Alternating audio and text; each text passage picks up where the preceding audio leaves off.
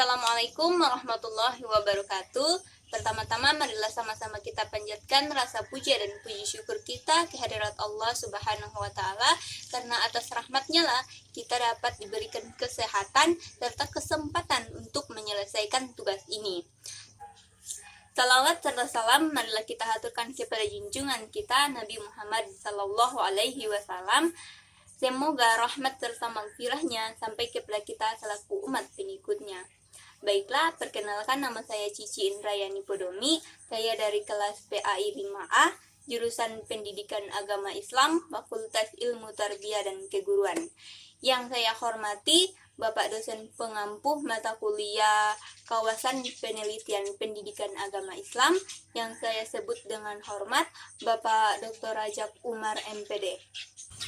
Baiklah, saya akan mempresentasikan hasil proposal penelitian saya dengan judul Kemampuan Guru PAI dalam melakukan penilaian autentik ranah kognitif di SDN Dumagin B. Baiklah, yang pertama itu ada permasalahan. Di permasalahan terbagi menjadi 2 poin, yaitu harapan. Semoga dalam penelitian ini kita bisa mengetahui bagaimana penilaian ranah kognitif. Faktanya, penilaian ranah kognitif ini belum berjalan sepenuhnya atau belum diaplikasikan sepenuhnya oleh guru maupun oleh siswa. Yang kedua, mengapa penelitian ini dilakukan? Yaitu untuk mengetahui bagaimana cara guru untuk melakukan penilaian autentik ranah kognitif pada siswa. Yang ketiga, rumusan atau fokus masalah. Di sini ada 2. Yang pertama, bagaimana melakukan penilaian autentik ranah kognitif guru PAI di SDN Dumagin B. Yang kedua, apa saja faktor yang menjadi kendala dalam melakukan penilaian autentik ranah kognitif guru PAI di SDN Dumagin B. Baiklah, yang keempat itu ada kajian teori atau konsepnya. Yang pertama ada kemampuan guru. Guru yang memiliki kemampuan dan keahlian khusus dalam bidang keguruan sehingga ia mampu melaksanakan tugasnya. Maksudnya di sini, seorang guru harus memiliki keahlian khusus dalam bidang keguruan sehingga ia mampu melaksanakan tugas dan fungsinya sebagai guru dengan kemampuan maksimal. Di sini ada beberapa kompetensi yang harus dimiliki guru. Yang pertama ada kompetensi pedagogik, yang kedua kompetensi kepribadian, yang ketiga ada kompetensi sosial. Yang pertama itu ada kompetensi pedagogik. Kompetensi pedagogik adalah kemampuan seorang guru dalam mengelola proses pembelajaran peserta didik, seperti menguasai karakteristik peserta didik, baik dari aspek fikih, moral, spiritual, sosial, kultural, emosional, dan intelektual. Yang kedua itu kompetensi kepribadian.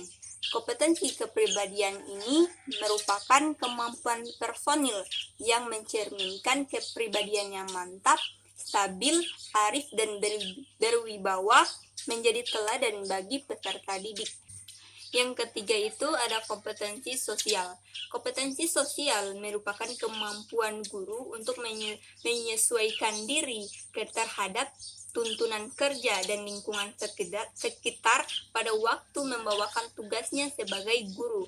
Oleh karena itu, perhatian yang diberikan masyarakat terhadap guru pun berbeda dan ada kekhususan, terutama adanya tuntunan untuk menjadi pelopor pembangunan di daerah tempat guru itu tinggal. Baiklah, yang selanjutnya ranah kognitif. Ranah kognitif merupakan ranah yang berkaitan dengan aspek-aspek intelektual atau berpikir. Sasaran penilaian autentik ranah kognitif oleh pendidik antara lain yaitu mengingat atau menghafal. Bagaimana sih seorang guru itu dalam mengingat dan menghafal pembelajaran yang diberikan oleh seorang guru? Pemahaman. Bagaimana seorang siswa itu mampu memahami pembelajaran yang diberikan oleh guru, penerapan atau pengaplikasian, analisis, sintesis, dan evaluasi. Selanjutnya,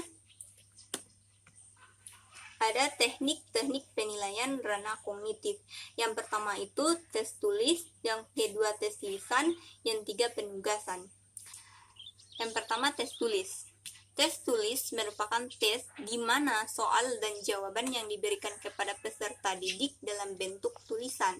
Tes tulis berbentuk uraian atau esai menuntut peserta didik untuk mengingat, memahami, mengorganisasikan, menerapkan, menganalisis, mensintesis, mengevaluasi, dan sebagainya atas materi yang sudah dipelajari. Yang kedua, tes lisan. Tes bentuk lisan adalah tes yang digunakan untuk mengukur tingkat pencapaian kompetensi, terutama pengetahuan, di mana pendidik memberikan pertanyaan langsung kepada peserta didik secara verbal dan ditanggapi oleh peserta didik secara langsung dan menggunakan bahasa verbal. Tes lisan biasanya dilaksanakan dengan cara mengadakan percakapan antara peserta didik dan pendidik. Yang ketiga ada penugasan. Instrumen penugasan berupa pekerjaan rumah atau proyek yang dikerjakan secara individu atau kelompok sesuai dengan karakteristik tugas. Penilaian ini bertujuan untuk memperdalam terhadap penguasaan kompetensi pengetahuan yang telah dipelajari atau dikuasai di kelas melalui pembelajaran. Selanjutnya, kajian penelitian yang relevan. Di sini saya mengambil dua penelitian. Yang pertama, penelitian yang dilakukan oleh Mas Huroin Sunan Kalijaga 2014 dengan judul Pelaksanaan Penilaian Autentik dalam Pembelajaran PAI kelas 7 di SMP Negeri 1 Muntilan, Magelang. Yang kedua, penelitian yang dilakukan oleh Ria Wijayanti 2015 dengan judul Authentic Assessment dalam Pembelajaran Akidah Akhlak kelas 7 di MTS Negeri 2 Semarang. Persamaan dari kedua penelitian itu yaitu sama-sama membahas tentang penilaian autentik yang secara menyeluruh, baik itu aspek kognitif, afektif, psikomotorik.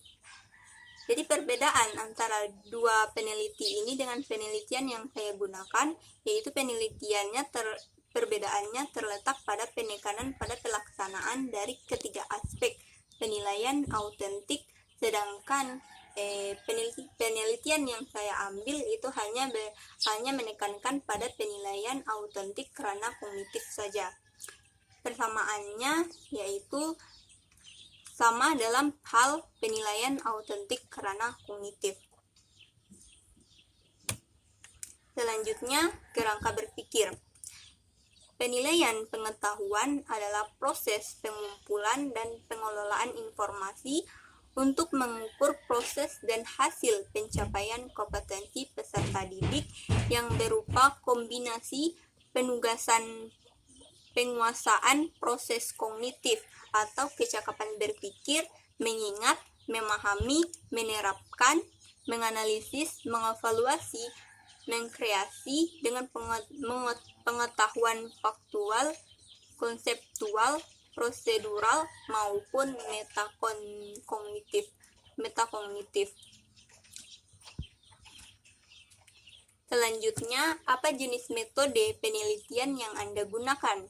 Metode yang saya ambil yaitu kuantitatif, lokasi dan fokusnya di SDN Dumagin B, teknik pengumpulan data, yaitu observasi, wawancara, dan dokumentasi, teknik analisis data, yaitu analisis kognitif.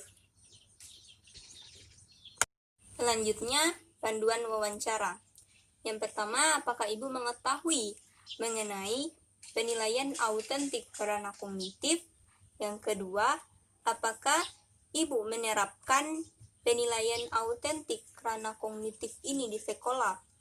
Yang ketiga, apakah dengan Ibu menerapkan penilaian autentik karena kognitif ini, peserta didik aktif dalam mengikuti pembelajaran? Yang apa saja kendala atau problem yang dihadapi dalam mengaplikasikan penilaian ini dalam pembelajaran PAI. Selanjutnya, outline skripsi. Penelitian skripsi ini akan memuat 5 bab yang terdiri dari bab 1 pendahuluan berupa latar belakang masalah, identifikasi masalah, batasan masalah, rumusan masalah, serta tujuan dan kegunaan penelitian. Bab 2, kajian teori terdiri atas pengertian kemampuan guru, hakikat pendidikan agama Islam dan budi pekerti, pengertian penilaian dan autentik, pengertian ranah kognitif, serta kerangka berpikir. Bab 3, metode penelitian, jenis penelitian dan pendekatan, teknik dan waktu penelitian, teknik pengumpulan data, dan teknik analisis data. Bab 4, hasil penelitian. Yang pertama, cara melakukan penilaian autentik ranah kognitif. Yang kedua, pelaksanaan pembelajaran pendidikan agama Islam dan budi pekerti di SDN Dumagin B. Yang ketiga, penerapan penilaian autentik ranah kognitif pada pembelajaran pendidikan agama Islam dan budi pekerti di SDN Dumagin B. Bab 5, penutupan yang berisi berupa A. Kesimpulan, B. Saran penelitian. Baiklah, mungkin itu saja yang bisa saya jelaskan. Atas perhatiannya saya ucapkan terima kasih. Lebih dan kurangnya saya mohon maaf. Billahi taufik wal hidayah. Wassalamualaikum warahmatullahi wabarakatuh.